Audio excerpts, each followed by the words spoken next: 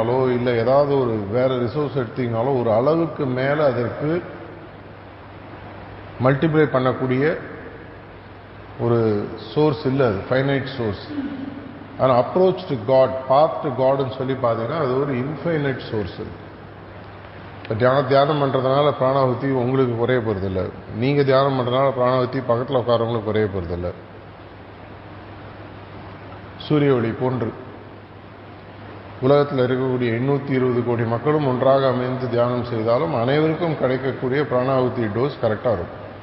இதுதான் நேச்சருடைய டிசைன், இதுதான் பிரபஞ்சத்தோட டிசைன். அப்படின்னா என்னுடைய முக்கியமான பணி, என்னுடைய சுதர்மத்தில் நான் தெளிவாக இருக்கிறேன். நான் எதற்காக பிறவி எடுத்தேன், இந்த பிறவியில் நான் என்ன செய்து கொண்டிருக்கிறேன், குறிக்கோளில் எனக்கு தெளிவு இருக்கிறதா? எனக்கு மட்டும் தெளிவு இருந்தால் போகாது, எனக்கு சுற்றி இருக்கிறவங்களுக்கு அந்த தெளிவை கொண்டு வருவதற்கு நான் என்ன செய்கிறேன். ஒரு தடவை சாரிஜி மகாராஜ் காட்டேஜில் இருக்கும்போது மனப்பாக்கத்தில் ஒரு வார்த்தை சொன்னார், all that it needs for bad to survive is for a few good people to do nothing அப்படின்னார்.